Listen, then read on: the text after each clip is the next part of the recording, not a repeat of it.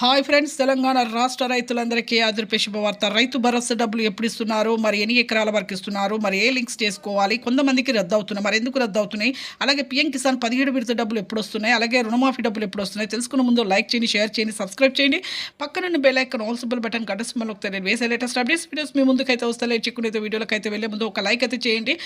ఇక నుంచి అయితే రైతు బంద్ అయితే డబ్బులు అయితే బంద్ అండి.